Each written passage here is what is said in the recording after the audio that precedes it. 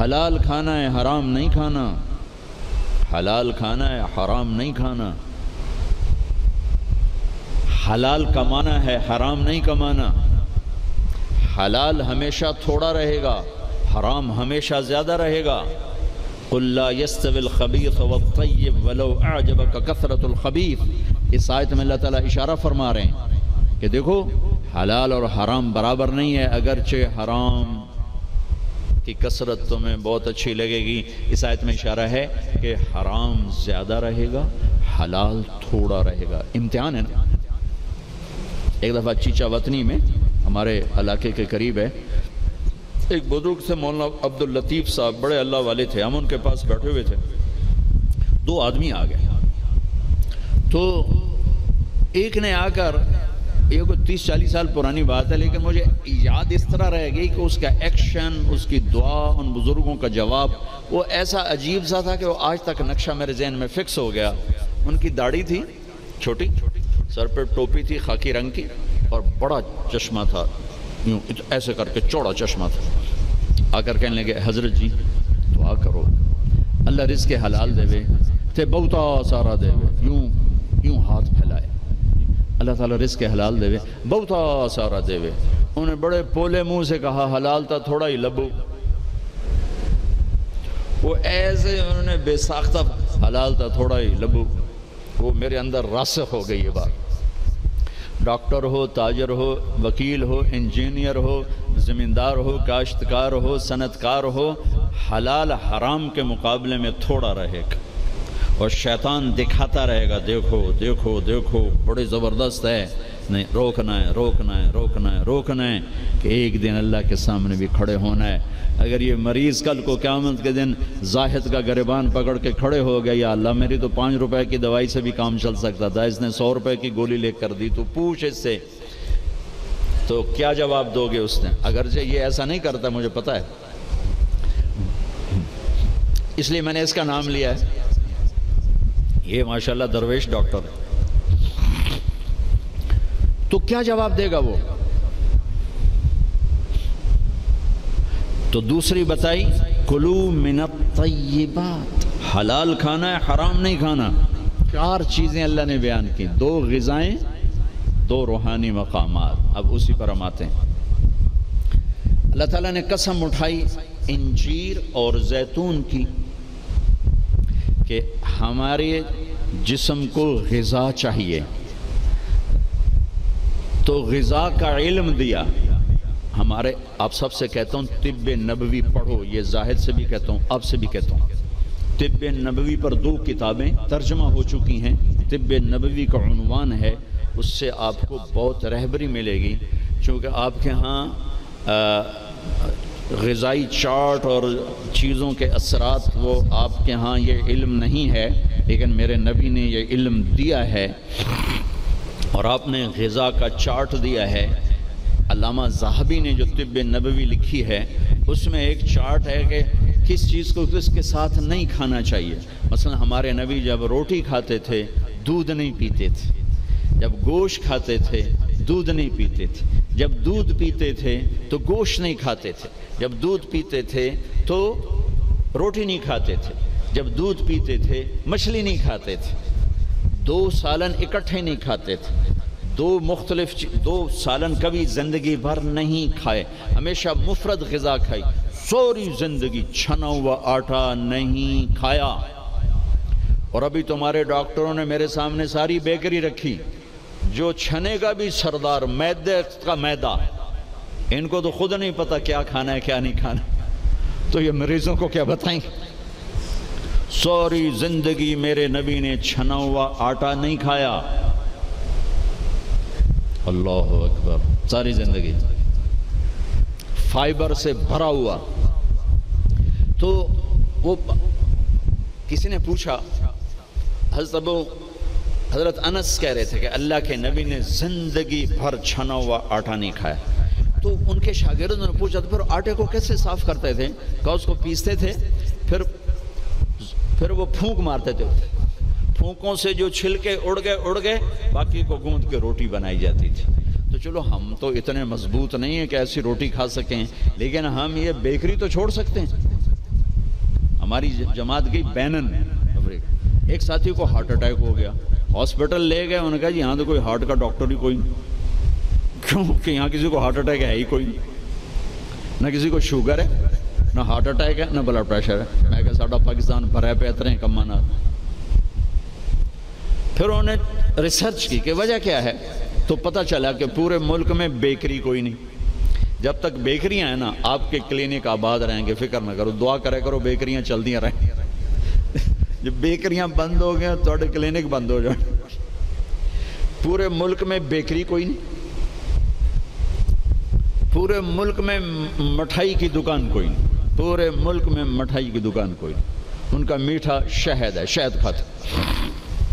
پورے ملک میں بناسپتی گھی کوئی نہیں، یا وہ زیتون کا تیل ہے یا دیسی گھی ہے، بناسپتی آئل کوئی نہیں، سفید چینی کوئی نہیں، سفید چینی کوئی نہیں، سفید چینی تو وائٹ پوائزن کہلاتا ہے۔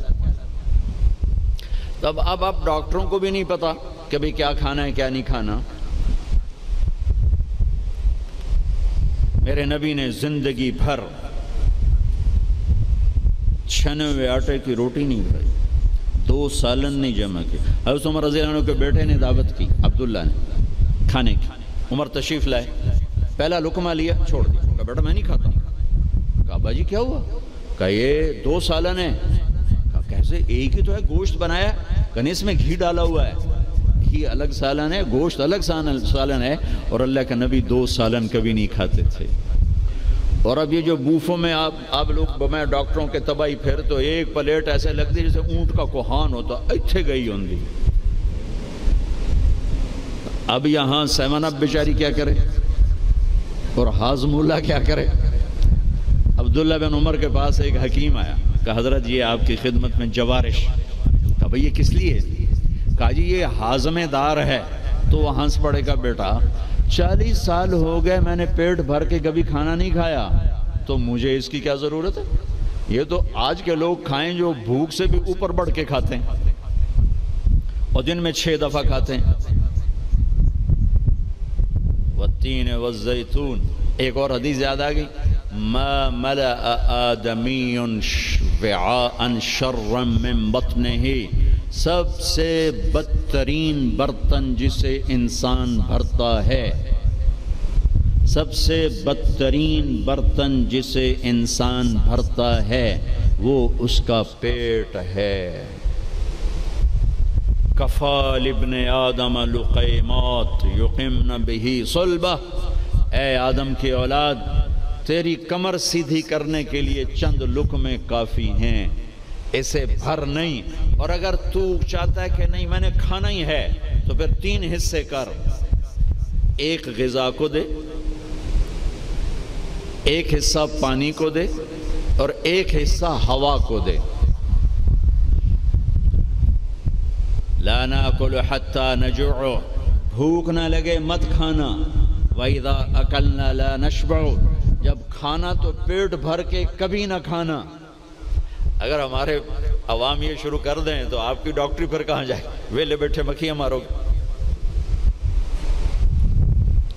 ہاں، والتین والزیتون، اعلیٰ غذاؤں کی قسم اٹھائی اللہ تعالیٰ نے، کہ پیغام دیا ہے کہ غذا اچھی کھاؤ، تھوڑی کھاؤ، اچھی۔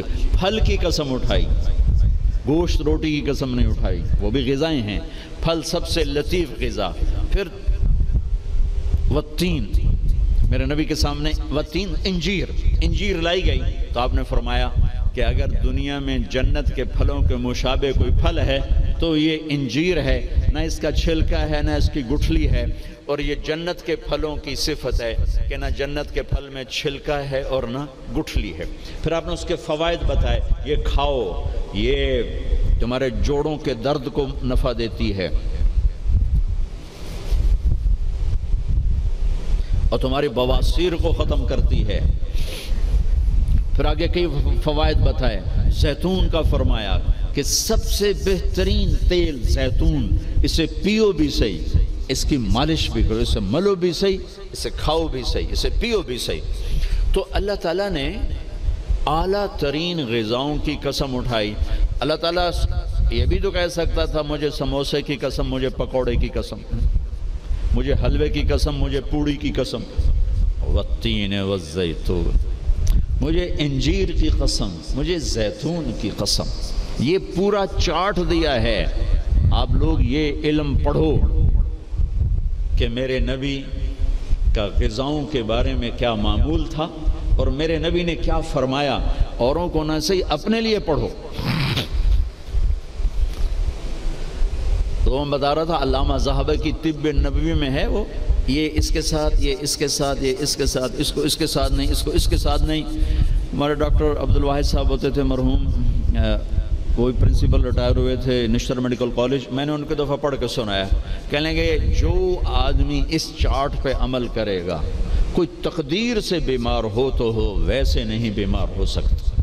اور موت، مرض الموت آئے تو آئے، اس کے علاوہ سے کوئی مرض نہیں آ سکتا. تو اللہ تعالیٰ نے ہمیں اچھی غذا کھانے کا حکم دیا. اندھا دھند، چونکہ جسم امانت ہے، پیٹ باہر نکل آئے. ایک صحابی، ان کا پیٹ باہر نکلا ہوا تھا، تو آپ نے اس کے پیٹ پر یوں انگلی رکھ کر کہا کہ اگر یہ چربی یہاں نہ ہوتی تو کتنا اچھا ہوتا. لو کان ھذا فی غیر ھذا، کہ اگر یہ چربی یہاں نہ ہوتی تو کتنا اچھا ہوتا. غذاؤں کا صحیح یہ آپ کا علم ہے، لیکن آپ کے پاس بھی علم کوئی نہیں. سارے ڈاکٹر ڈبل روٹی کھا کے ناشتہ کر کے ہم دیں، اور ڈبل روٹی وہ تو سارے کا سارا اس میں سے فائبر نکلا ہوا ہے. اس سے بہتر ہے آپ سادہ آٹے کی سادہ روٹی کھا کے آؤ، اور پھر 10 چیزیں ملا کے کھانا. پھر تیسرا کھانے کا اصول بتایا، کلوا واشربوا ولا تسرفوا، کھاؤ بھی صحیح، پیو بھی صحیح، پر پیٹ بھر کے نہ کھانا ورنہ بیماریوں کا شکار ہوتے رہو. تو وہ نا کھانا، گوشت، روٹی، چاول، سویٹ ڈش، اوپر کوکا، اوپر کوک، اوپر پیپسی، اوپر 7 اپ، دبائی پھیر دی. تو کم از کم آپ ڈاکٹر تو اچھا نمونہ پیش کرو. جب ڈاکٹر ہی 3 لیٹر دے پیپسی پیندا پہ ہوئے تو بیچارے مریض کو کیا پتہ چلے گا. تو پہلا اصول بتایا ہے، انسان اچھا کامل نمونہ کب بنتا ہے؟ صحت اچھی. صحت اچھی کیسے ہوتی ہے؟ غذا صحیح. غذا، زیتون کڑوا ہوتا ہے، انجیر میٹھی ہوتی ہے. تو ایک بدو نے یہ آیت سنی، کہنے لگا یار یہ اللہ تعالیٰ قسم اٹھا رہا ہے، انجیر کی قسم، زیتون کی قسم، یہ کوئی بڑی مزدار چیزیں ہوں گی میں کھاتا ہوں. تو اس نے انجیر کھائی، انجیر تو واقعی مزدار ہوتی ہے. کہنے لگا بھائی واقعی اللہ نے صحیح قسم اٹھائی ہے. پھر زیتون کھایا، زیتون کڑوا ہوتا ہے. تو کہنے لگا لگتا ہے اللہ تعالیٰ نے چکھے بغیر ہی قسم اٹھا دی ہے اس کی. والتین والزیتون. تو میں آپ سب سے، بچوں سے، بچیوں سے، ڈاکٹروں سے کہتا ہوں، اپنی غذاؤں کو، بیکری سے باہر آؤ، بیکریوں سے نکلو، بسکٹوں سے، پیسٹریوں سے، کیک سے، سموسے، پکوڑے. اپنے نبی کا چارٹ پڑھو، میرے نبی کیسے کھاتے تھے، کیا کھاتے تھے. کم از کم اس سے راستہ مل جائے گا. وہ غذائیں تو ہم نہیں کھا سکتے، لیکن کم از کم ہمیں راستہ تو ملے گا. کبھی آپ نے بھنا ہوا گوشت زندگی بھر نہیں کھایا. بھنا ہوا گوشت، ہماری کڑھائیوں سے سارا بازار بھرا پڑا ہے. زندگی بھر بھنا ہوا گوشت نہیں کھایا، اور گوشت کھایا تو صرف گوشت ہی کھایا. اور آپ کو گوشت میں بکرے کی دستی پسند تھی، اگلا حصہ گردن کا گوشت پسند تھا، دستی کا گوشت پسند تھا. عبید رضی اللہ تعالیٰ عنہ باورچی تھے، وہ دیگ چڑھائے ہوئے کھڑے تھے. تو آپ نے کہا عبید مجھے دستی پکڑانا. عربوں میں بوٹیاں نہیں بناتے تھے، پورا حصہ ڈال دیتے. تو انہوں نے ایسے ڈوئی ڈالی اور دستی نکال کے آپ کو پیش کی. آپ نے دونوں ہاتھوں سے پکڑ کر ساری کو ایسے نوچ نوچ کے کھایا، یوں پھینک دی. کہا عبید دستی پکڑانا. یہ نیچے پھینک دی. عبید دستی پکڑانا. تو اس نے پھر آپ کو یوں پیش کی، آپ نے دونوں ہاتھوں سے یوں نوچ کے اسے کھایا، پھر یوں پھینک کر کہا عبید دستی پکڑانا. وہ کہنے کہ یا رسول اللہ اب بکرے میں تو 2 ہی ہوتی ہیں، اگر تیرا بھلا ہو جائے، اگر تو میرے کہنے پہ ڈوئی ڈال دیتا تو جب تک میں کہتا رہتا اللہ میرے لیے نکال کے مجھے کھلاتا رہتا. تیری بے یقینی نے کام خراب کر دیا. اب باہر نکلے، صحابہ بیٹھے تھے. آپ نے کہا کیوں بیٹھے ہو؟ کہا جی بھوک نے ستایا ہے، باہر آ گئے ہیں، سردیوں کا زمانہ. تو آپ نے حضرت علی سے فرمایا علی جاؤ یہ کھجور سے کہو اللہ کا رسول کہتا ہے ہمیں تازہ کھجوریں دو۔ اگر حضرت علی بھی عبید کی طرح کہہ دیتے کہ جی یا رسول اللہ کھجوریں تو سردیوں میں کوئی نہیں ہوتی، تو پھر وہیں اللہ کی مدد رک جاتی۔ تو علی کا مقام تو عبید سے بہت اوپر تھا، وہ ایک دم اٹھے، کہنے لگے اللہ کا رسول کہہ رہا ہے ہمیں تازہ کھجوریں چاہیے۔